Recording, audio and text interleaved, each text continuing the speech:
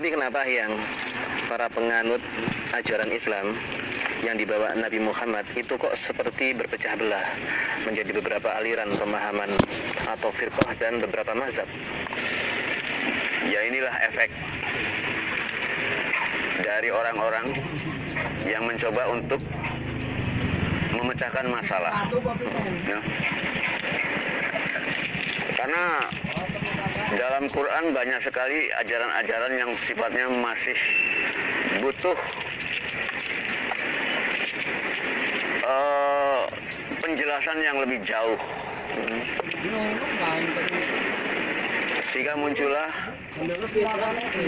para pemikir yang mencoba untuk memberi penjelasan yang lebih jauh. Satu contoh begini, perintah sholat itu ada di dalam Al-Quran, tapi cara-cara sholat tidak diajarkan dalam Al-Quran. Itu salah satu contoh aja, ya. Nah, ketika kita dituntut untuk bagaimana caranya mengajarkan, di Al-Quran tidak ada, tapi kita bisa melihatnya ada dalam hadis. Ada dalam hadis.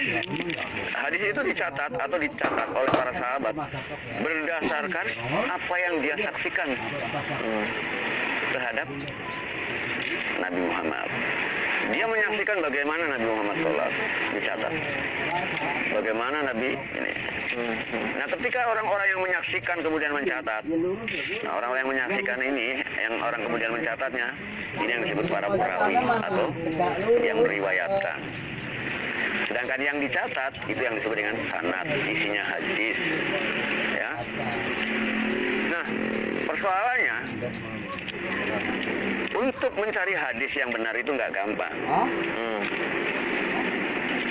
Nggak gampang. Ada ribuan hadis, mungkin lebih dari berapa puluh ribu. Dan hadis-hadis tadi kadang-kadang saling bertentangan satu dengan yang lain. Dan kemudian juga muncul hadis-hadis tertentu yang berkepentingan, yang ditulis oleh orang-orang yang berkepentingan. Ya. Sehingga orang dia bikin hadis hoax. Ya. Kepentingannya dalam hal apa nih? Ya, misalnya Nabi Muhammad misalnya pernah memerintahkan bahwa jika kamu makan kurma dalam 3 hari kamu akan mendapatkan pahala itu. Nah, supaya jualan kurmanya laku gitu ya. Ya, misalnya satu contoh gitu kan. Jadi membuat hadis-hadis palsu yang bertujuan untuk kepentingannya dia sendiri. Nah, ini yang disebut dengan hadis-hadis palsu. Oleh karena itu mulailah dibentuk semacam dewan yang mencoba untuk menyeleksi mana yang hadis yang perlu dipercaya, yang sahih. Ya, itu makanya ada Bukhari dan Muslim. Dua orang ini yang namanya Bukhari dan Muslim, dia yang mencoba untuk menyeleksi hadis-hadis. Nah, dari hadis-hadis inilah yang kemudian muncul mazhab-mazhab yang berbeda. Karena masing-masing berpegang pada hadisnya siapa. Ya. Oh, yang ini melihat, dia pernah mengatakan bahwa saya pernah melihat Rasulullah sholat, kalau sholat gini misalnya, tangannya gini. Nah, sehingga muncullah aliran yang sholatnya gini dulu. Karena dia ada yang beranggapan bahwa tangan kanan lebih dulu, tapi tangan kiri menyusul, tapi kemudian tangan kanan harus di atas. Gitu. Saking hati-hatinya sama gini dulu, dia harus lebih dulu, nggak boleh dua tangan dulu dia. Nah, tapi dia nggak boleh dia harus di atas. Nah, gitu. Sampai seperti itu dengan alasan-alasan yang sendiri-sendiri yang cukup masuk di akal. Ya.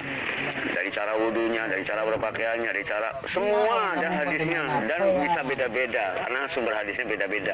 Makanya disitulah perlu ada penyeleksian hadis. Makanya di sana diseleksi. Karena untuk menyeleksi pembawa hadis ini gak gampang. Pertama yang diseleksi adalah orang-orangnya. Ya.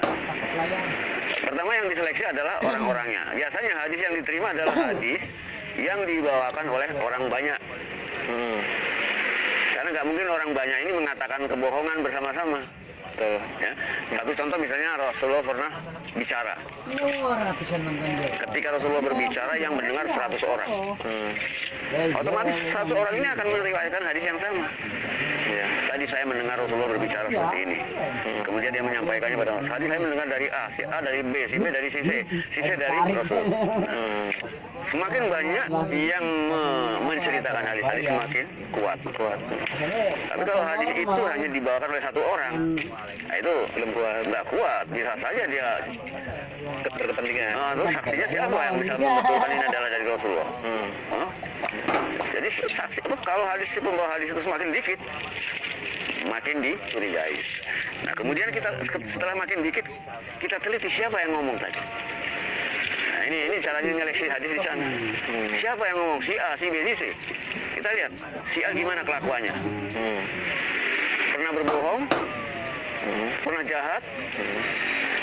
Kalau dia pernah bohong, pernah jahat, nggak dipakai hadisnya. Kemudian satunya lagi, oh ternyata ini orangnya tuli, nah ini juga nggak dipakai. Artinya agak bujuk, bisa terjadi salah mendengar ini, nggak dipakai hadisnya. Ya. Kemudian diteliti juga mengenai masalah waktu. Nabi Muhammad lahir tahun berapa? Orang ini ketika Nabi Muhammad lahir sudah lahir atau belum? Kalau ternyata belum lahir, dia membuat hadis nggak nyambung. Dari mana kamu? Gitu. Dan orang ini pernah bertemu Nabi Muhammad di mana? Ada nggak? Jadi kalau nggak pernah bertemu terus dia bikin hadis, nah ini nggak nyambung. Oke, yang sepertinya persoalan Islam ini sudah cukup memberikan kejelasan minimal buat saya. Semoga yang lain yang mengikuti konten ini bisa memahami seperti apa yang saya pahami. Nabi Muhammad sholatnya bagaimana sebelum Isra Mi'raj itu juga jadi masalah ya. Apakah ada rukunya, pada sujudnya, apakah cukup begini saja ya sholatnya atau dengan begini, berbagai macam isyarat-isyarat dalam ibadah agama-agama yang lain ya, ada yang ditempelkan ke tembok ya kan, di tembok tangisan dan sebagainya, itu kan cara ibadah yang mereka. Sampai sekarang orang menyatakan, Nabi mengatakan sallu kama ra'aitumuni usalli, salatlah seperti engkau melihat aku. Siapa yang melihat Rasul salat langsung tuh lalu bercerita, ternyata ini versinya macam-macam ya. Dari takbirnya saja Pak Agus, ada yang di atas kepala, ada Allahu Akbar jempolnya di atas telinga, ada lagi Allahu Akbar jempolnya di bawah telinga, ada lagi Allahu Akbar tangannya menjelek kipak, ada lagi Allahu Akbar digoyang-goyang. Selesai takbir kemudian ada yang sedekap, ada yang selonjor, yang sedaknya ada yang di dada, ada yang di atas perut, ada yang menutupi pusar, ada yang santai, ada sambil pegang kantong, barangkali ada copet begini.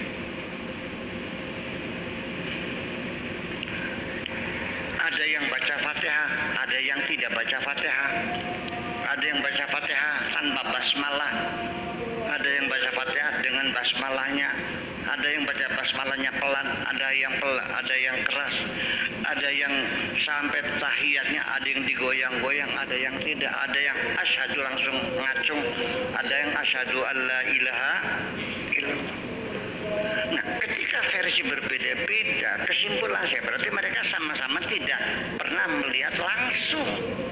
Artinya terputus ceritanya, wallahu a'lam Nabi sholatnya seperti apa. Jadi semua itu adalah hasil ijtihad. Hasil ijtihad dari kajian-kajian tekstual. Itu kan fikih. Nabi tidak membahas. Itu artinya Nabi hebat, artinya fleksibilitasnya tinggi supaya bisa diamalkan di mana saja. Seharusnya kita syukuri, ini malah akhirnya saling salah menyalahkan, ini bidah, ini gimana lagi. Ini salah paham nih. Orang Islam salah paham. Ini yang benar. Jadi digoyang-goyang, namanya Al-Hayyul Qayyum, Allah itu hidup. Baca Fatihah karena basmalah adalah Fatihah, yang tidak baca berarti sholatnya tidak sah. Lah, gimana lagi? Oke, saya mau ini. Baca Fatihah, Imam Syafi'i wajib baca Fatihah. Bismillahirrahmanirrahim dengan basmalahnya. Alhamdulillahirabbil alamin. Konsekuensinya kalau orang bermadzhab Syafi'i baca Fatihah tanpa baca basmalah, sholatnya sah enggak? Tidak sah, karena Fatihahnya kurang. Orang yang bermadzhab Maliki yang mengatakan basmalah bukan bagian Al-Fatihah, malah kalau orang Maliki baca basmalah, Bismillahirrahmanirrahim, Alhamdulillahirabbil alamin, sah nggak sholatnya? Nggak sah, karena dia membaca basmalah yang bukan bagian Fatihah. Jadi tidak boleh ditambah, tidak boleh dikurangi. Ini geger sampai sekarang, orang bertengkar, orang berebut sampai mestinya dipisah-pisah, sholatnya berjamaahnya dibeda-bedain, ya kan? Jadi pertengkaran, geger, kegaduhan. Akan tetapi saya mau nanya nih, begitu imam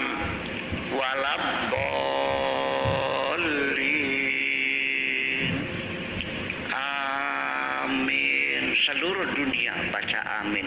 Saya mau nanya, amin bagian Fatihah bukan? Ternyata kan persoalannya. Jadi gimana nih? Amin bukan Fatihah, tidak ada yang membahas basmalah, akhirnya di pertengkaran. Nah itu maksud saya, ya sudahlah, Tuhan kita sama, Allah, Nabi kita sama, Muhammad Sallallahu Alaihi Wasallam, kita punya sama. Ya udahlah, jangan bertengkar sih. Bahkan sekedar bertengkar nggak ada masalah. Ini kan saling bunuh membunuh, saling musnah memusnahkan. Korbannya kan kita. Tengkar, jangan mengklaim bahwa mazhabmu yang paling benar. Sekarang di Indonesia ada orang yang mengatakan aku tidak bermazhab, langsung dibully itu. Betul nggak? Tidak bermazhab. Memangnya Nabi mazhabnya apa?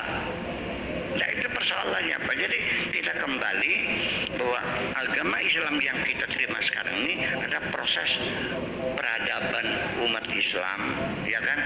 Yang pernak-perniknya, seluk-beluknya, antropologinya, sosiologinya, ekonominya, politiknya, semuanya berpengaruh sampai sekarang ini. Ya kan seperti itu. Tapi saya tetap harus menjaga kanjeng Nabi, bukan Nabi lalai, tidak mengadakan pelatihan bersama dan penyeragaman sholat, tetapi justru maksud Nabi biarkan agak sholat itu dilakukan secara fleksibel sehingga bisa dilakukan di mana saja dan dengan nyaman. Saya kira mungkin begitu jawaban saya.